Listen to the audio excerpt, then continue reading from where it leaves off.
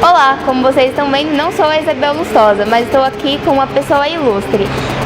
Gilberto Maringoni fez a tese na qual a gente baseou o trabalho sobre o Ângelo Agostini. E muito obrigada pela entrevista, Gilberto. E eu que agradeço pelo ilustre. E eu queria te perguntar uma coisa. Qual foi a importância do Ângelo Agostini na história da imprensa brasileira? Olha, o Ângelo Agostini tem uma das carreiras mais longas da história da imprensa brasileira. Ela começa em 1864, em São Paulo, e termina no Rio de Janeiro em 1907, 3 anos antes de sua morte. Agostini nasceu em 1843 na Itália e veio para cá com 15 anos. Aos 21 anos, ele começa a atividade na imprensa como caricaturista.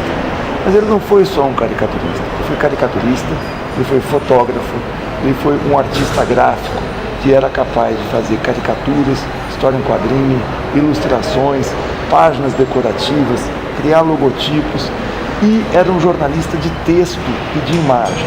Quando eu digo jornalista de texto e de imagem, ele era um repórter visual. Ele tinha um lápis, ele saía com o lápis pelas ruas do Rio de Janeiro fazendo coberturas sobre buraco nas ruas, sobre brutalidades cometidas contra os escravos, sobre rebeliões populares, sobre, enfim, o cotidiano carioca, especialmente, porque ele se mudou para o Rio, eu disse que ele começou em São Paulo, mas ele se muda para o Rio de Janeiro quando ele tinha 26 anos de idade, e ali ele faz a sua carreira. Então a importância dele é ter acompanhado um período muito intenso de modificações na história do Brasil. O que era o Brasil quando o Ângelo Agostini estava na imprensa? O Brasil era um império, o Brasil era um país escravocrata, o último do mundo, aliás. O Brasil era um país agroexportador, com a renda muito concentrada e com as comunicações muito débeis entre a corte do Rio de Janeiro, e as províncias. As províncias são os atuais estados. Agostini, além dessas ocupações que eu disse que ele tem, ele era um empresário da imprensa, ou seja, além de desenhista, fotógrafo, repórter, etc, ele montava os seus próprios jornais, ele criava os seus próprios empregos. E isso tinha uma repercussão muito grande na época, porque ele começou a fazer um tipo de jornalismo que floresce nos anos 1860 e 1870, que são os jornais humorísticos. Ou seja, era um jornal num país em que 87% da população era analfabeta, um jornal que o analfabeto podia ler porque ele podia ver as imagens.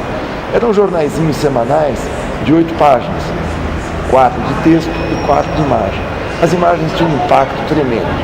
Ele dizia nos jornais que a tiragem das suas revistas era de 4.000 exemplares por semana. Isso num tempo em que o maior jornal do país tinha uma tiragem, o jornal diário, tinha uma tiragem de 10.000 exemplares.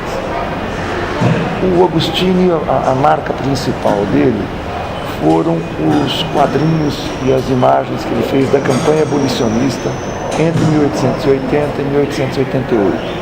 Ali ele faz quadros que têm um impacto tremendo. Ele mostra as torturas, as sevícias, as brutalidades que eram cometidas contra os escravos quase indefesos naquela situação. E ele acabou tendo um papel muito importante na campanha pela libertação dos escravos. Mas mais do que tudo, o Agostini era um artista excepcional. Era um desenhista de desenho clássico, figurativo, ele fazia as suas páginas a lápis, mas ele era capaz de criar grandes panoramas do Rio de Janeiro. Então, a gente tem uma visão, vendo as páginas da sua principal publicação, a Revista Ilustrada, a gente pode ter um panorama do que era o cotidiano do Rio de Janeiro da época. Então, além desses acontecimentos que eu narrei, você via a vida das famílias, como é que eram as lojas, o que era uma sorveteria no tempo do Império, o que era tratar de um doente, o que era um médico no tempo do Império, qual era o trabalho de um advogado, qual era o trabalho no cais do porto, qual era o trabalho de um condutor de bonde, como é que era a vida das prostitutas no submundo, numa sociedade mais moralista que a atual, povoada por felicianos e fundamentalismos religiosos. Ler o Agostini é descobrir sempre uma nova faceta de um passado brasileiro que marca até hoje a nossa vida social com essa diferença de renda que a gente tem e com essa injustiça social muito grande. O Agostinho se rebelava contra isso, como qualquer pessoa sensível hoje se rebela. Ver o Agostinho é ver o Brasil do passado, mas é entender também o Brasil de hoje.